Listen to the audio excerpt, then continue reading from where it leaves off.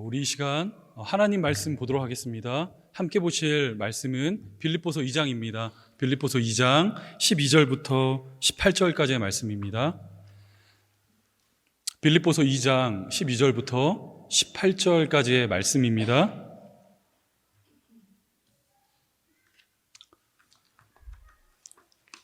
우리 성경 있으신 분들은 성경을 찾으시고요. 없으신 분은 스크린을 참조하시면 되겠습니다. 우리 같이 한 절씩 교독하도록 하겠습니다. 저부터 읽겠습니다. 그러므로 나의 사랑하는 자들아, 너희가 나 있을 때뿐 아니라 더욱 지금 나 없을 때에도 항상 복종하여 두렵고 떨림으로 너희 구원을 이루라. 너희 안에서 행하시는 이는 하나님이시니 자기의 기쁘신 뜻을 위하여 너희에게 소원을 두고 행하게 하시나니 모든 일을 원망과 시비가 없이 하라. 이는 너희가 흠이 없고 순전하여 어그러지고 거스르는 세대 가운데서 하나님의 흠없는 자녀로 세상에서 그들 가운데 빛들로 나타내며 생명의 말씀을 밝혀 나의 다름질이 헛되지 아니하고 수고도 헛되지 아니하므로 그리스도의 날에 내가 자랑할 것이 있게 하려 함이라. 너희 믿음의 재물과 섬김 위에 내가 나를 전제로 드릴지라도 나는 기뻐하고 너희 무리와 함께 기뻐하리니. 같이 읽겠습니다. 이와 같이 너희도 기뻐하고 나와 함께 기뻐하라. 아멘. 아멘. 여러분들께서는 블랙아웃이라는 말을 한 번쯤은 들어보셨을 것입니다. 블랙아웃. 여러분 들어보셨습니까? 캐나다에 살고 있는 저와 여러분들에게는 한 번쯤은 경험된 좀 익숙한 상황일 수는 있는데, 현대의 문명사회를 든든하게 떠받치고 있던 이 전기, 즉 전원 공급이 끊어져 이 세상에 어둠이 찾아온 그 상황을 가리킬 때 블랙아웃이라는 단어를 우리는 사용하곤 합니다. 이와 관련하여 20세기에 가장 유명했던 사건이란 1977년 7월 13일에 일어난 뉴욕의 정전사태라고 말할 수가 있는데, 당시 사람들은 갑작스럽게 일어난 이 정전사태로 말미암아 큰 어려움과 불편함을 겪을 수밖에 없었습니다. 엘리베이터 안에 사람이 갇히기도 했고, 또 신호등이 작동하지 않아 크고 작은 교통사고들이 일어나기도 했으며, 병원에서는 응급수술을 하지 못하여 많은 생명들을 잃어버리는 이런 안타까운 일이 일어나기 시작했어요. 그러나 뉴욕 정전 사태를 평가하며 가장 비극적인 일, 가장 안타까운 일로 거론되는 일이란 도시를 환하게 비추던 그 빛이 사라지자 도심 이곳저곳에서 대규모 범죄 행위가 일어나게 되었다는 것입니다. 대규모 범죄 행위. 보고서에 따르자면 빛이 사라진 26시간 동안, 그러니까 만 하루죠. 딱 하루 동안에 1,600개의 상점들이 이제 약탈을 당하고 1,000건이 넘는 화재가 발생했다는 보고가 이어지게 되었습니다. 이제 뉴욕시는 정전 사태를 일단락한 후 그 범죄 행위에 가담했었던 사람들을 조사하기 시작했는데, 그들의 조사를 통하여 밝혀진 참 놀라운 사실이란 무엇이냐? 당시 범죄에 참여했었던 사람들의 대부분은요, 그 어떤 전과 기록을 찾아볼 수 없는 평범한 일반 시민들이었다는 것입니다. 어제까지는 반갑게 인사를 나눈 그 이웃들이 하루아침에 약탈자로 변해 있었다는 것이죠. 무더운 한여름, 이제 에어컨이 작동하지 않자 더위를 식히기 위하여 길거리에 나선 사람들이 빛이 없는 그 어두움을 틈타 양심에 아무런 꺼리낌이 없이 대규모 범죄 행렬에 가담하게 되었다는 것입니다. 우리는 이 사건을 통하여 무엇을 깨달을 수 있느냐? 당시 뉴스의 그 헤드라인을 제가 그대로 읽어드릴게요. 인류에게는 반드시 빛이 필요하다. 그런가 하면 우리 대한민국에는 9월 말 또는 10월 초가 되면 온 나라를 들썩이게 만드는 하나의 축제가 있습니다. 그것은 바로 여의도 불꽃축제예요. 아마 한 번쯤은 가보신 우리 성도님들 계실지 모르겠어요. 각국을 대표하는 이제 불꽃들이 하늘에 술을 놓기 시작합니다. 이 축제에 투입되는 비용만 무려 80억이 넘는다고 하며, 또한 그 불꽃들을 보기 위하여 모여드는 인파의 숫자가 100만 명을 넘는다, 100만 명이 넘는다는 그러한 보고서가 이어지고 있어요. 그럼에도 불구하고 저와 여러분들 모두가 잘 알고 있고 부정할 수 없는 한 가지 안타까운 사실이 있죠. 그것은 무엇입니까?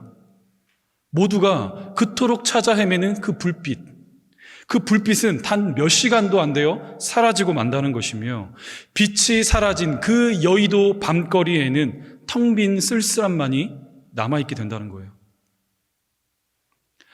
따라서 사람에게는 빛이 반드시 필요하고, 또 사람은 본능적으로 빛을 사모하나 그 빛을 소유할 수 있는 그 실력이 없기 때문에 결국 쓸쓸함만을 남긴 채 조용히 퇴장하는 모습, 그것이 어쩌면 이 땅을 살아가는 저와 여러분들의 이야기일지도 모르겠다는 것입니다. 주 안에 사랑하는 여러분, 그러나 성경은 이 세상에 빛이 있다, 이렇게 이야기하고 있습니다. 저와 여러분들이 주위를 살피며 빛을 찾아 헤맬 필요가 없는 것은 이 땅을 살아가는 성도, 그 성도의 존재 자체가 어두움을 밝히는 빛이다. 성경은 그렇게 선언하고 있다는 거예요. 마태복음 5장 14절부터 16절 말씀을 보십시오. 말씀이 이렇게 기록됩니다. 너희는 세상의 빛이라. 이같이 너희 빛이 사람 앞에 비치게 하여 그들로 너희 착한 행실을 보고 하늘에 계신 아버지께 영광을 돌리게 하라. 그뿐만이 아닙니다. 오늘 본문 15절을 보여주시겠어요? 15절입니다. 같이 한번 읽어볼까요? 시작! 이는 너희가 흠이 없고 순전하여 어그러지고 거스르는 세대 가운데서 하나님의 흠없는 자녀로 세상에서 그들 가운데 빛들로 나타내며. 성도는 끊임없이 어떠한 존재라고요? 어두운 이 세상을 밝히는 빛의 존재, 빛으로 이 땅 가운데 저와 여러분들을 부르셨다, 이렇게 성경은 선포하고 있다는 것입니다. 주 안에 사랑하는 여러분, 그렇다면 성도가 빛으로 이 땅을 살아간다는 것, 그 모습은 과연 무엇을 의미할까요? 그렇게 살고 싶으나 살 수 있는 실력이 눈꼽만큼도 없는 저와 여러분들이 과연 이 세상을 환하게 비추는 빛의 존재로 살아갈 수가 있는 것입니까? 그런 맥락에서 오늘 본문 말씀을 보시면 바울은 이 질문에 답을 하기 위하여 말씀을 써내려가고 있는데, 본문 12절입니다. 제가 읽겠습니다. 그러므로 나의 사랑하는 자들아, 너희가 나 있을 때뿐 아니라 더욱 지금 나 없을 때에도 항상 복종하여 두렵고 떨림으로 너희 구원을 이루라. 이제 말씀을 보시면 지금 노란색으로 하이라이트가 이렇게 해놨는데, 말씀이 어떻게 시작되고 있죠? 그러므로라는 접속사로 지금 말씀이 시작되고 있다는 사실을 우리는 확인할 수 있습니다. 따라서 이 말씀은 그냥 동떨어진, 딱 떨어진 말씀이 아니라 우리가 지난주에 살펴보았던 2장 초반부의 내용을 그대로 이어받고 있는 거예요. 예수 그리스도의 낮아지심과 그 비우심, 그리스도의 겸손을 본받아 그러므로 두렵고 떨림으로 너희 구원을 이뤄라. 이러한 바울의 권면이 지금 말씀에 기록되고 있다는 것이죠. 그런데 참 안타깝게도 우리 조국교회 성도님들은 이 말씀을 참 많이 오해하세요. 오해하고 있는 말씀 중에 대표적인 말씀이기도 합니다. 너희는 두렵고 떨림으로 너희 구원을 이뤄라. 이 말씀을 딱 들었을 때 우리 성도님들의 머릿속에 본능적으로 떠오르는 모습들이 있죠. 어떠한 모습입니까?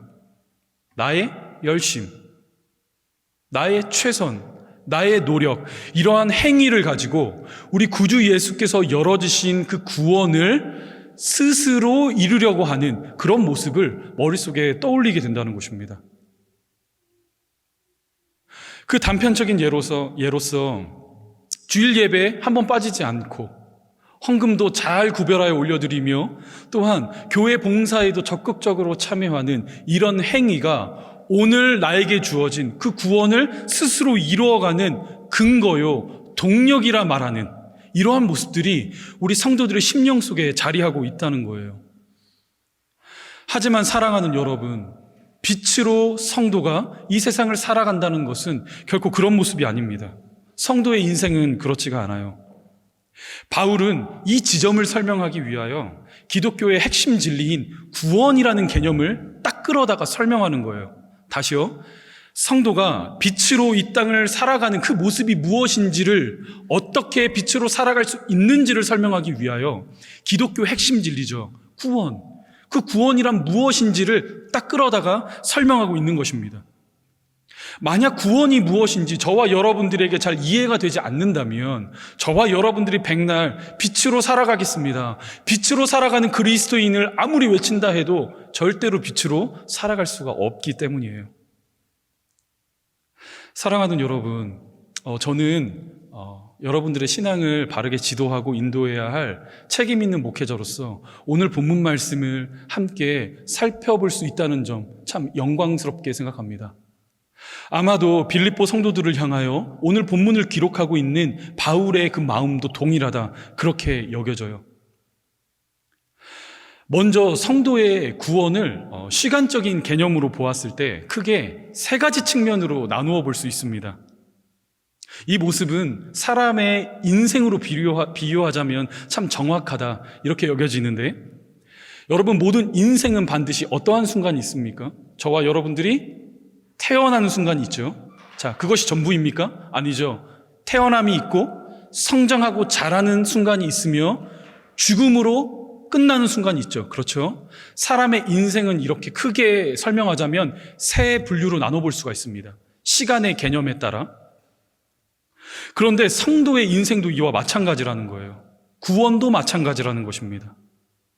시간적인 개념에서 보았을 때 과거적 구원, 태어남이 있고, 미래지향적인 구원, 성장이 있으며, 결국 마지막에는 죽음을 통과함으로써 성도의 구원이 완성된다. 성경은 그렇게 이야기하고 있습니다.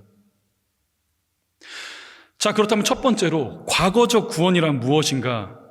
이것은 저와 여러분들의 인생 가운데에 우리의 의지와는 관계없이 하나님께서 일방적으로 들어오신, 하나님께서 일방적으로 밀고 들어오신 그 첫 순간을 이야기합니다. 그렇게 사람마다 분명 다를 수 있겠죠? 저는 목회자의 자녀로 태어났어요. 그러니까 응애하면서부터 저희 몸은 언제나 교회에 있던 거예요. 그런데 제가 예수님을 만나 그 과거적 구원이 놓인 시점은 정확히 25입니다. 25이 되는 그 겨울, 하나님께서 인격적으로 제가 아무것도 하지 않았음에도 불구하고 저의 의지와 상관없이 강력하게 밀고 들어와 저를 만나주셨던 그 순간을 기억하고 있어요. 이처럼 모두가 하나님을 만나 그분을 인격적으로 누리는 그 첫 순간은 다 다를 수 있습니다. 그렇죠?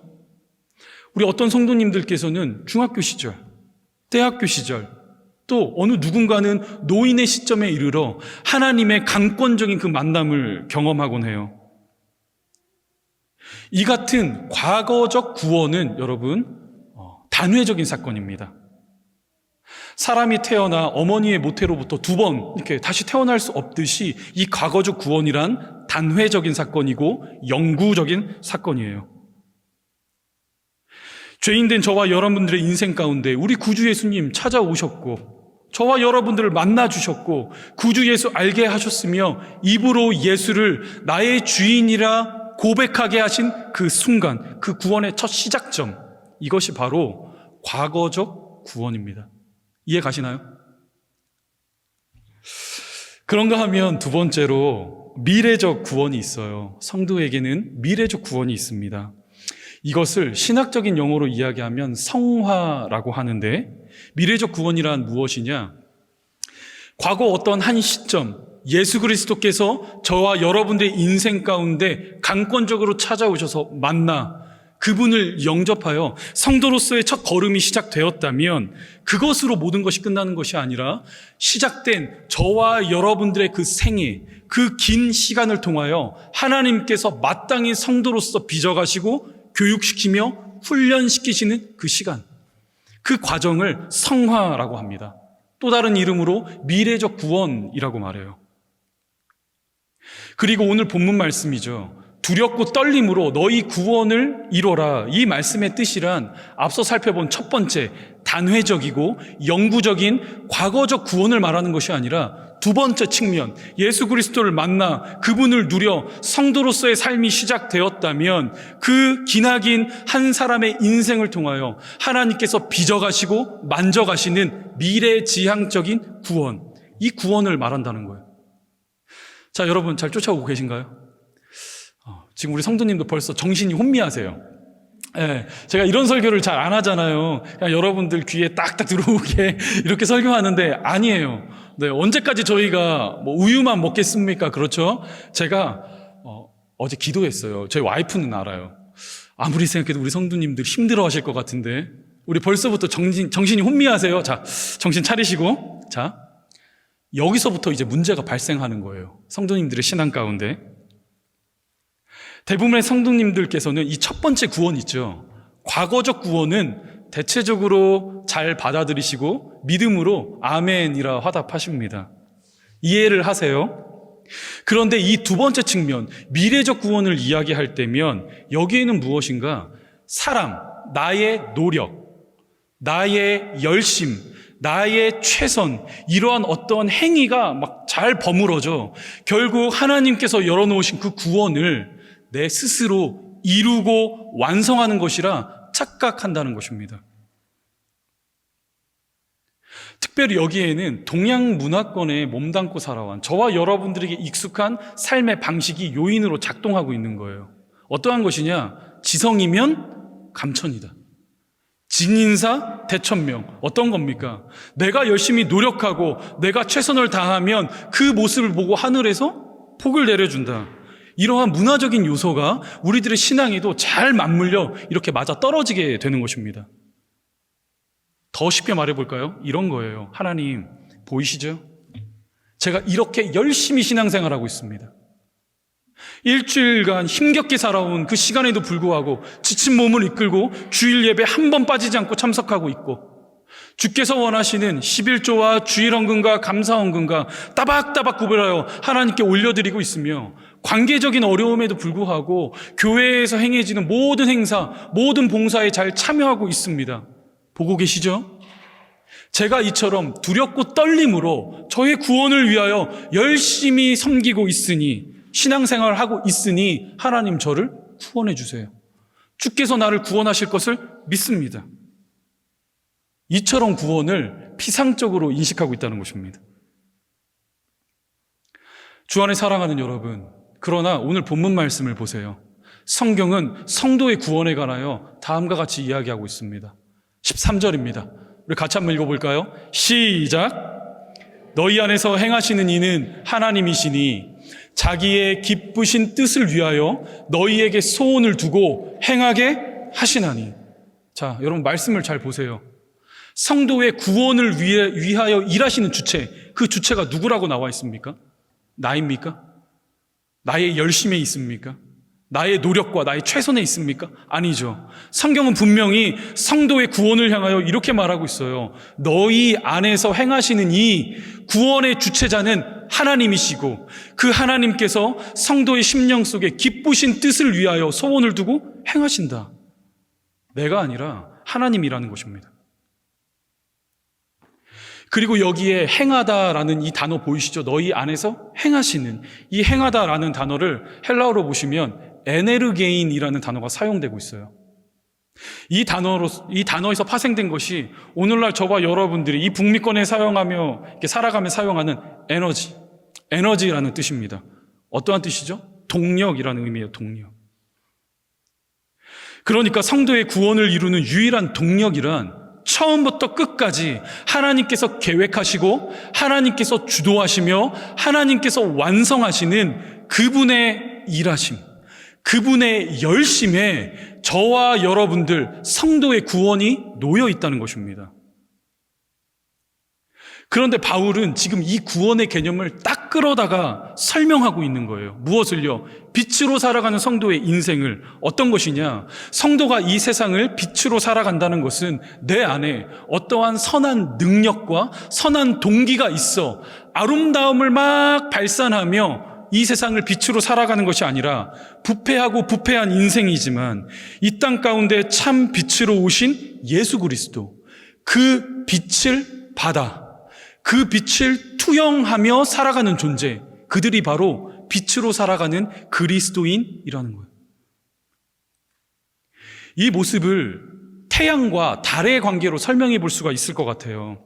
여러분, 성도는 자신이 막 빛이 나는 발광체, 태양이 아니라 태양이신 예수 그리스도께로부터 뿜어져 나오는 그 빛을 받아 그대로 세상 가운데 잘 전해주는 달과 같은 존재라는 것입니다.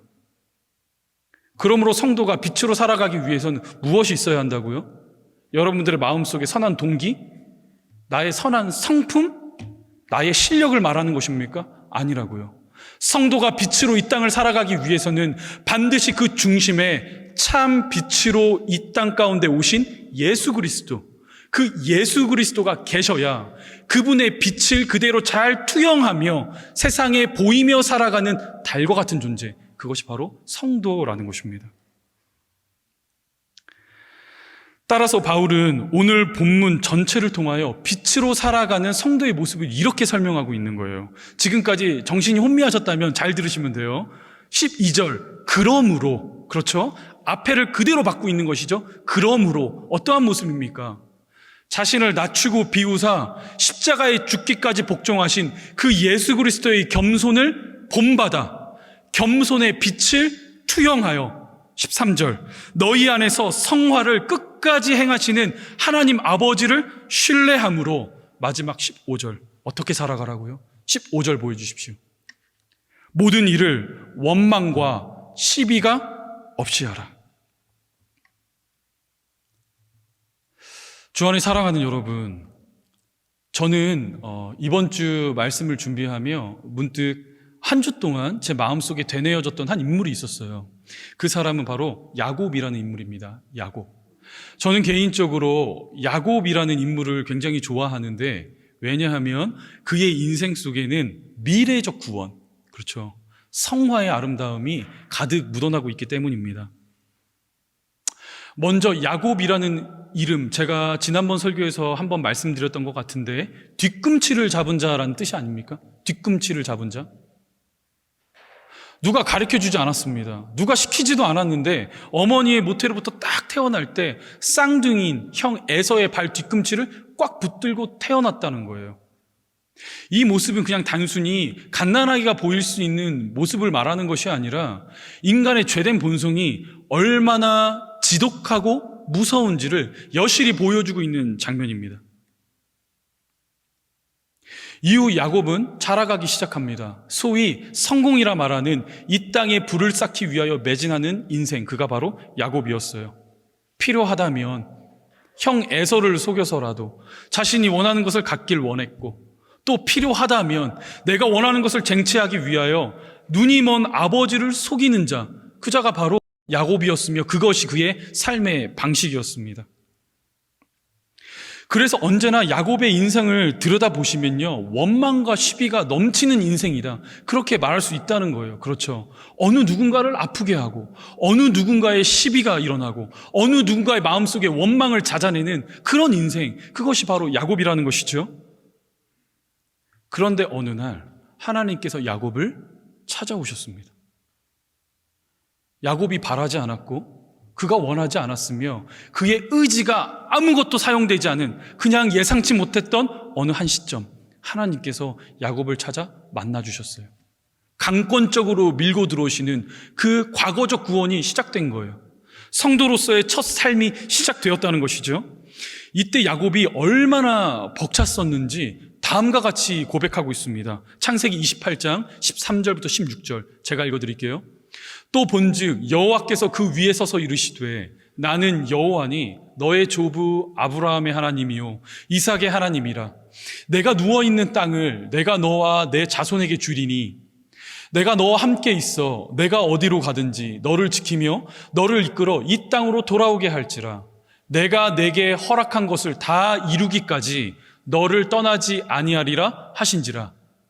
야곱이 잠이 깨어 이르되 여호와께서 과연 여기 계시거늘 내가 알지? 못하였도다. 지금 야곱의 고백 어떤 것입니까? 내가 이제 하나님을 만났구나. 하나님은 살아계신 분이시구나. 하나님께서는 언제나 나와 동행하셨구나. 이러한 감격을 느끼며 말할 수 없는 신앙의 고백을 쏟아내고 있어요. 여호와께서 과연 여기 계시거늘 내가 알지 못했다. 나 이제 하나님 만났다. 성도로서 첫걸음이 시작됐다. 이렇게 고백하고 있는 것이죠. 자, 여러분, 그렇다면 야곱이 창세기 28장 하나님을 만난 딱 그 순간부터 성도로서 엄청난 믿음의 모습을 보여주었을까요? 놀라운 신앙의 거장으로 그가 이 순간부터 살아가게 되었습니까? 그렇지가 않죠. 하나님을 만난 창세기 28장부터 그가 숨을 거두는 창세기 49장까지 말씀을 보시면요, 얼마나 야곱이 넘어지고 쓰러지고 좌절하며 낙심하는지 잘 말씀 가운데 기록되어 있습니다.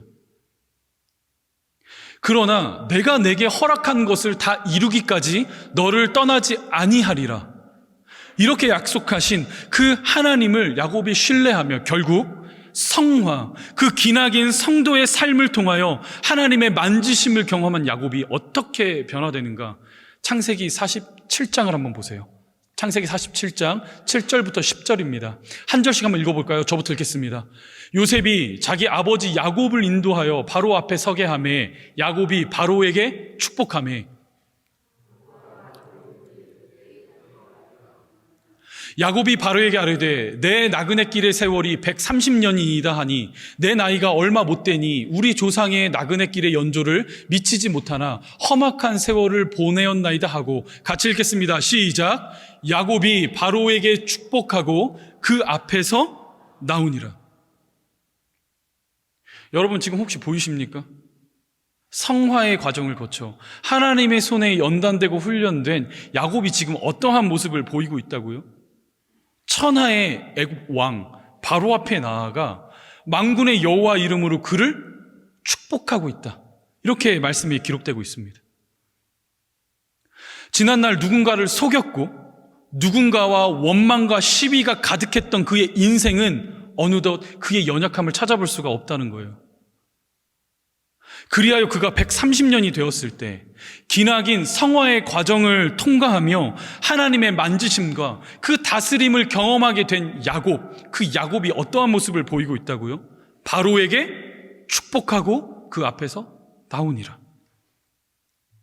더 이상 원망과 시비가 가득한 인생이 아니라 이스라엘 족속과 애굽 족속, 서로 다른 그 두 족속을 하나로 연결하는 화합의 삶을 그가 지금 보여주고 있다는 것이죠. 주 안에 사랑하는 여러분, 이것이 바로 빛으로 살아가는 성도의 인생입니다. 칠흑같이 어두운 이 어지러운 세상에서 성도가 빛으로 살아간다는 것은 여러분들의 마음에 있는 선한 동기와 나의 선한 마음 상태와 나의 실력으로 우리가 빛으로 살아갈 수 있는 것은 아니에요. 내 안에 빛이 없음을 인정하는 것. 내가 아무리 도덕적으로 윤리적으로 훌륭하며 세상에서 작은 범죄 하나 저지르지 않고 살아간 나 의인이다, 나 괜찮다, 이러한 내 모습을 통하여 난 얼마든지 이 세상을 밝게 비추는 빛의 역할을 감당할 수 있다. 그것이 아니라 우리의 빛은 어떻다고요? 누구로부터 온다고요?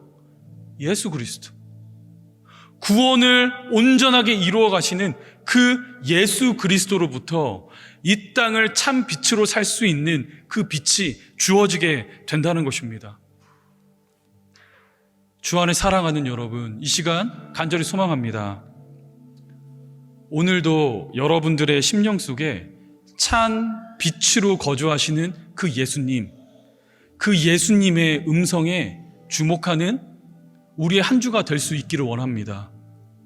내가 아무리 괜찮은 사람으로,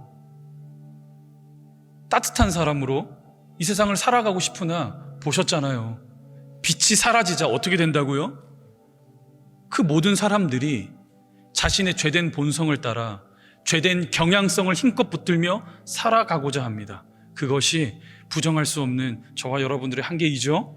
하지만 성경은 성도들을 가리켜 이렇게 말해요. 너희가 빛이다. 빛이 되어야 한다. 빛이 될 수 있다가 아니라 예수 그리스도를 영접한 그 순간부터 뭐라고요? 저와 여러분들의 이름은 빛이다.